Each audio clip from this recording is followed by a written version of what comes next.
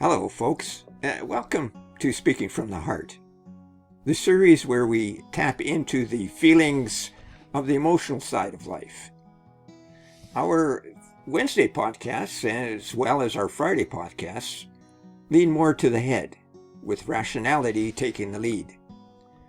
But in this series, we speak straight from the heart, where feelings and emotions guide the way. And we speak from a bit of a Christian perspective. And today, we're diving into a topic that doesn't always get the emotional credit it deserves: self-control and discipline. Two words that hold tremendous power in shaping our lives, our businesses, and our personal growth. So please take a deep breath, relax, and let this message sink in. Self-control is more than just resisting temptation or staying focused. It's the cornerstone of personal and professional success. We often think of discipline as a rigid and restricting element. But in reality, it provides the structure we need to achieve our goals, build strong relationships, and grow both in business and in life.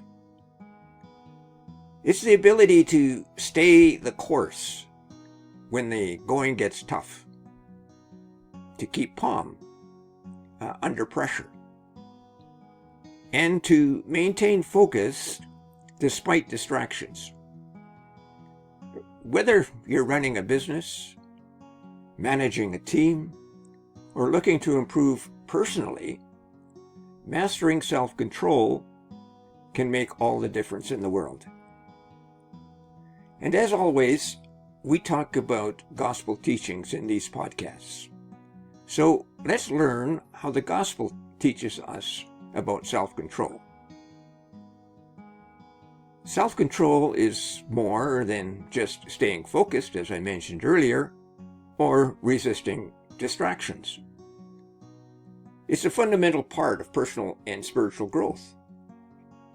From a gospel teaching perspective, self-control is seen as a way to align our actions with God's will and to foster a life rooted in integrity and compassion. In the scriptures, we're taught that self-control is the fruit of the Spirit, as found in Galatians. A gift that allows us to resist temptation and walk in the spirit of justice.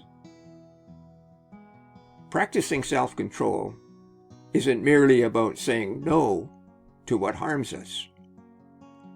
It's about saying yes to what draws us closer to God's purpose, cultivating patience, kindness, and humility in all that we do. Now, whether in our personal lives or careers, mastering self-control helps us become more Christ-like, making us stronger and better equipped to serve others and ourselves. Paul, in the scriptures, often uses the metaphor from sports, the athlete, especially the runner, as a way to strengthen Christian self-control and discipline. He uses it as a way of putting on Christ. And I feel he's trying to underscore our purpose as Christians. And this takes pain to reach the goal, just like the runner who strives to reach the prize of winning. But the prize of the Christian is not for self-glory, but for something much deeper and lasting. Something beyond the glory of what is considered a worldly prize winner. And that means we need to dig deep within ourselves, just like the runner, and overcome the obstacles placed before us from a spiritual perspective. So here's the thing, folks. Self-control and discipline are traits that we all can exhibit. Now, these qualities aren't reserved for the few, or even for the Christians. They're something we can all cultivate. Take Sarah as an example. She's juggling multiple projects and serving her team. She's got deadlines to meet and a team to lead and manage. But instead of getting overwhelmed, she practices daily self-discipline. How? By setting clear priorities and boundaries for herself and for her team. Every day she sets aside an hour to focus on what truly matters, her big picture goals. And despite the whirlwind of daily tasks and minor crises, Sarah has learned to manage her time and her energy. She shows us that with a little discipline, we can stay in control, even when everything around us feels chaotic. Now, this story highlights the key role discipline plays in both business and in our personal growth.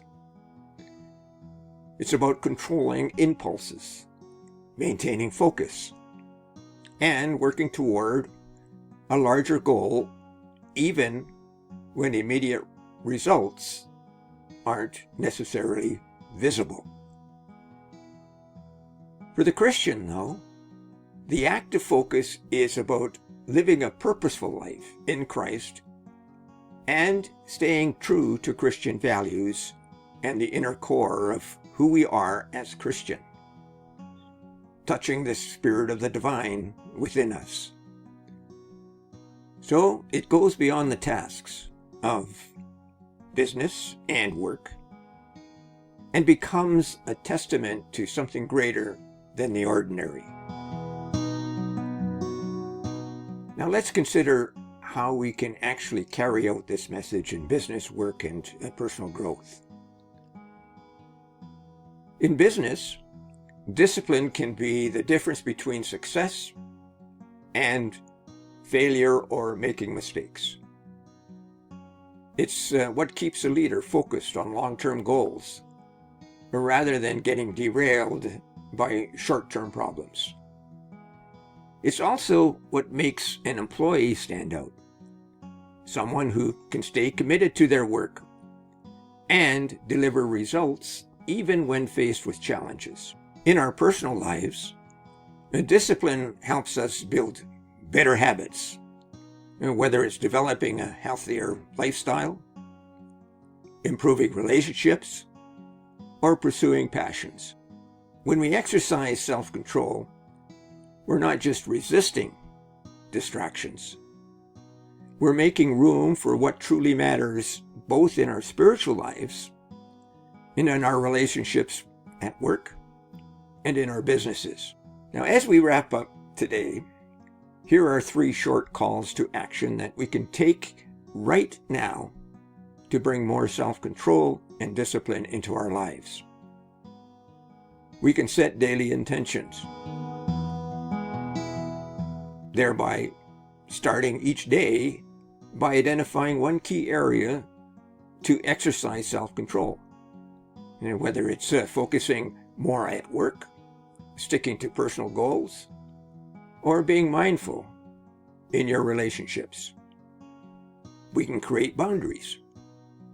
And whether it's limiting your screen time or balancing your work hours, having boundaries can help you stay disciplined and prevent distractions. And we can track our progress. Self-control is a muscle. And like any muscle, it strengthens with use. So we need to keep track of our daily efforts and celebrate small wins as we build this valuable skill. And above all, think about how you live as Christians in all that you do. Now, if this episode resonated with you, then don't forget to subscribe to our channel and give us a thumbs up. We're here every week with new episodes that inspire growth and a growth that comes from the heart. Now, your support means the world to us, and by subscribing, you'll never miss an episode of Speaking from the Heart. Join us next time as we explore another important topic: faithfulness. Faithfulness to our purpose in our relationships, and how faithfulness impacts our lives.